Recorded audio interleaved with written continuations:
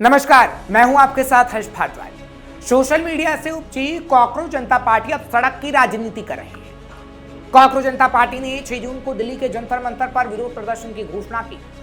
इसके लिए पार्टी के संस्थापक अभिजीत दीप के अमेरिका से दिल्ली आ गए।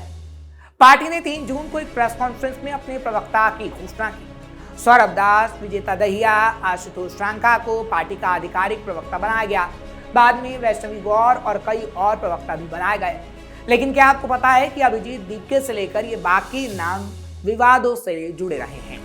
इनमें से कुछ का इतिहास विवादों वाला रहा है, जिसके बारे में आज हम आपको बताएंगे, जिसके बाद चौंका देने वाली जानकारी कहीं ना कहीं आपको पता लगेगी कि कैसे अब इन चेहरों पर बड़े सवाल खड़े हो रहे हैं कि ये वाकई आंदोलन कर रहे हैं या फिर इनके पीछे कोई बड़ा हाथ है।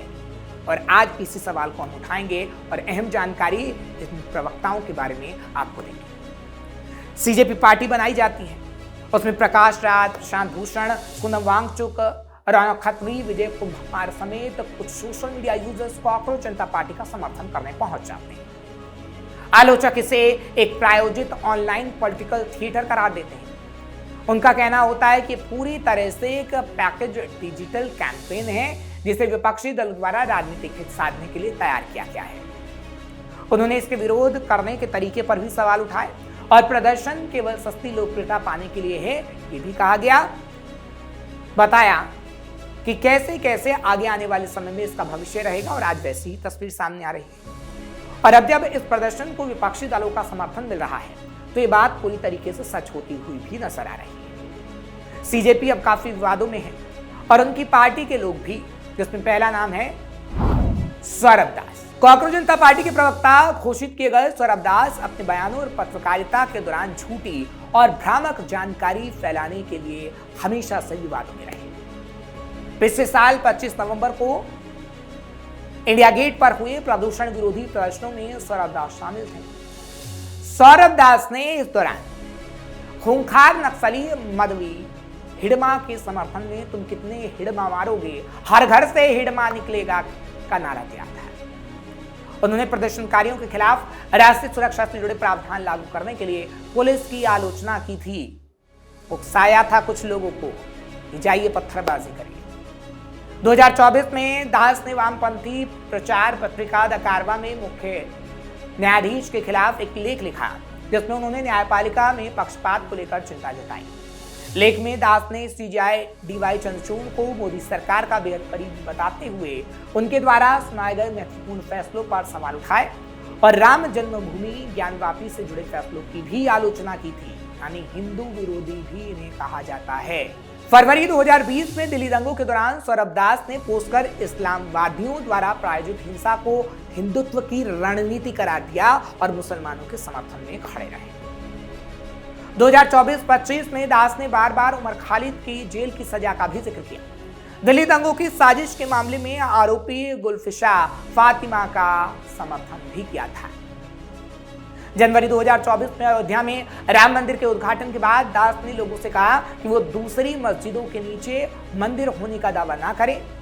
जून 2024 में जब दिल्ली के उपराज्यपाल ने कश्मीर से जुड़ी टिप्पणियों के लिए लेखिका अरुंधति रॉय पर यूएपीए के तहत मुकदमा चलाने की मंजूरी दी, तो दास ने इस कदम का विरोध किया और रॉय को भारत के बेहतरीन बुद्धिजीवियों में बता दिया। और आपने इन बुद्धिजीवी को तो प्रोटेस्ट में देखा भी होगा। जीएन साईं बाबा को प्रतिबंधित भारतीय कम्युनिस्ट पार्टी यानी माओवादी से संबंधों के लिए साल 2017 में गढ़चिरौली की सत्र अदालत ने आजीवन कारावास की सजा सुनाई थी, लेकिन दास ने उनकी तारीफ करते हुए उन्हें एक साहसी व्यक्ति बताया था। और ये व्यक्ति छात्रों के लिए प्रोटेस्ट कर रहा है, कह रहा है कि हम छात्रों के लिए आंदोलन कर रहे हैं, जो इतनी विवादों में घिरा रहा। विजेता दहिया। अब सीजेपी पार्टी के दूसरे नाम विजेता दहिया के बारे में आपको बताते हैं, जो विवादों में रहे और सोशल मीडिया पर भी उनको लेकर कई बार सवाल पूछे गए। हालांकि अब सीजेपी ने प्रवक्ता पद से उन्हें हटा दिया है, लेकिन उनका इतिहास जान लेना आपको बहुत जरूरी है। सैफरन चार्जेस के एक हैंडल से ट्वीट किया जाता है कि कॉकरोच जनता पार्टी के प्रवक्ता रहे विजेता दहिया पे कई गंभीर आरोप लग चुके हैं। उसमें लिखा जाता है कि मिलिए विजेता दहिया से, वो कई सालों से ध्रुव राठी के साथ जुड़े रहें। सोशल मीडिया पर लिखा जाता है कि विजेता दहिया ध्रुव राठी के लिए रिसर्च करते थे, भारत विरोधी रिसर्च। ध्रुव राठी के वीडियो के लिए स्क्रिप्ट लिखा करते थे। ध्रुव राठी के हिंदू विरोधी प्रोपेगेंडा वीडियो को बढ़ावा देते थे। उन्होंने उन वीडियो के लिए रिसर्च की, स्क्रिप्ट लिखी, जिसमें ध्रुव राठी ने दावा किया था कि भगवान राम मांस खाते। जब एक पॉडकास्ट में विजेता दहिया से इस बारे में पूछा गया तो उन्होंने कहा था कि उस वीडियो की स्क्रिप्ट उन्होंने ही लिखी थी। पोस्ट में आगे भी लिखा गया कि उन्होंने बेशर्मी से यह भी दावा किया था कि भगवान राम मांस खाते। विजेता दहिया को कॉकरोच जनता पार्टी का प्रवक्ता बनाया गया था। कॉकरोच जनता पार्टी पूरी तरीके से अब बेनकाब हो चुकी है। सीजेपी के नाम पर विजेता दहिया, ध्रुव राठी और दूसरे वामपंथी लोगों जो हिंदुओं और जेएनजी को गुमराह करने के लिए प्रोपेगेंडा अभियान चला रहे हैं, उनकी अब पोल खुल रही है। कोई भी हिंदू कभी भी उनका समर्थन नहीं करेगा जो भगवान राम को मांस खाने वाला बताकर अपमान करते हैं। और सीजेपी प्रोटेस्ट में वही प्रवक्ता है। हालांकि प्रदर्शन के दौरान वो बर्गर खाते दिखे, अय्याशी करते दिखे तो प्रवक्ता पद से हटा दिए गए, लेकिन सवाल शुरू से ही उन पर उठते रहे। तीसरा नाम है आशुतोष रांका। अब बात आशुतोष रांका की भी। राजस्थान की राजधानी जयपुर से आशुतोष रांका ताल्लुकात रखते हैं। रांका ने अपनी उच्च शिक्षा देश के शीर्ष संस्थान आईआईटी कानपुर से पूरी की है, पर वो अपने बयानों के लिए भी जाने जाते हैं। आईआईटी से पढ़ाई पूरी करने के बाद उन्होंने कॉर्पोरेट क्षेत्र के बजाय युवाओं, छात्रों और सामाजिक मुद्दों से जुड़ी आवाज उठाने का रास्ता चुना। कॉकरोच जनता पार्टी के प्रवक्ता के तौर पर अपनी पहचान तो बनाई, लेकिन उन पर भी विवादित बयान देने के कई बार आरोप लगते रहे हैं और प्रदर्शन के दौरान भी उन्होंने कई विवादित बयान दिए हैं। चौथा नाम है आफरीन नवाज। अब एक और नाम आपको बताते हैं, आफरीन नवाज। ये भी सीजेपी की प्रवक्ता है, लेकिन ये भी पूरी तरीके से विवादों से जुड़ रहे हैं। कर्नाटक के बेंगलुरु की रहने वाली आफरीन को कॉकरोच जनता पार्टी ने प्रवक्ता पद सौंपा है।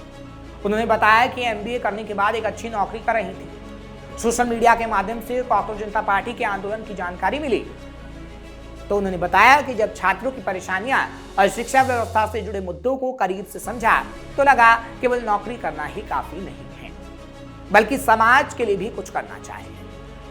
लेकिन कर्नाटक में पहले वो कांग्रेस से जुड़ना चाहती थी, लेकिन फिर उन्हें सीजेपी अच्छी लगी, उस पार्टी में आ गई।